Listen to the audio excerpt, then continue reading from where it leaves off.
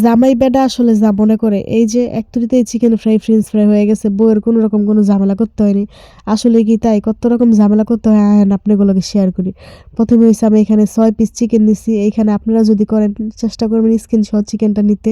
যেহেতু KFC স্টাইলে করব, আমার কাছে হচ্ছে স্কিন ছাড়া চিকেন ছিল, এটাই নিছি। তারপর দিছি সয়া সস, স্বাদমতো লবণ, টমেটো সস, আদা বাটা, রসুন বাটা, টক দই। এখানে লবণটা একটু বুঝে দিবেন, কারণ হচ্ছে যেহেতু সয়া সসের মধ্যে লবণ থাকে। ও হ্যাঁ, গোলমরিচের গুঁড়োও দিছি। তারপর খুব ভালো মতো মাখাইয়া হচ্ছে আমি রেখে দিছি ফ্রিজের মধ্যে। আপনারা মিনিমাম ১ ঘন্টা রাখবেন, আর এর চেয়ে বেশি রাখতে পারলে আরও ভালো হয়। চাইলে কেউ ৮ ঘন্টাও নরমাল ফ্রিজে রাখতে পারেন। আর এইদিকে হচ্ছে আমি ২ কাপ নিছি ময়দা আর 1/2 কাপ নিছি কর্নফ্লাওয়ার। তারপর গোলমরিচের গুঁড়ো, মরিচের গুঁড়ো, লবণ দিয়ে একটা সাইডে রেখে দিছি। আর এদিকে হচ্ছে আমি একটা ডিম ভেঙে নিছি। ডিমটা আমি খুব ভালো মতো ফেটা, বাটার মিল্ক ছিল, বাটার মিল্কের মধ্যে দিয়ে দিছি। ঘরেও বাটার মিল্ক বানান যে, আমার এটা হচ্ছে ঘরে তৈরি বাটার মিল্কের মধ্যে ডিমটা আমি মিশাই দিছি। তারপর ওই যে চিকেনটা যে দিনের বেলা আমি মেরিনেট করে রাখছিলাম, এটা তো আমার জামাই খাইবো। রাত্রেবেলা ওনার ওইটা সেটা খাইতে ইচ্ছা করে। এজন্য হচ্ছে এই যে রাত হয়ে গেছে।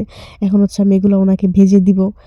যাই হোক, তারপর হচ্ছে আমি ময়দার মধ্যে এই চিকেনটা একটা দিয়ে দিছি। খুব ভালো মতো ময়দা লাগাই নিছি। আর ওই যে বাটার মিল্ক আর যেই ডিমের মিশ্রণটা আছে ওইখানে একটা ডুব দেওয়াইছি। তারপর হচ্ছে আবার আমি ময়দার মধ্যে দিয়ে খুব ভালো মতো কোট করে নিছি।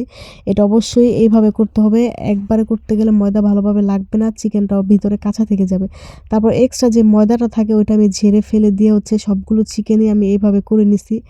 অবশ্যই খেয়াল রাখতে হবে এক্সট্রা ময়দা যাতে গায়ে লাগা না থাকে, তাহলে হচ্ছে চিকেন ফ্রাইটা ভালো হবে না। তারপর আমি একটা কড়াইতে তেল গরম করে নিছি। একে একে সব চিকেনগুলো আমি তেলের মধ্যে ডুবো তেলে, অবশ্যই হচ্ছে ডুবো তেলে ভাজতে হবে। আঁচটা থাকবে মিডিয়াম। তারপর হচ্ছে সুন্দর করে লাল লাল করে ভেজে নিছি।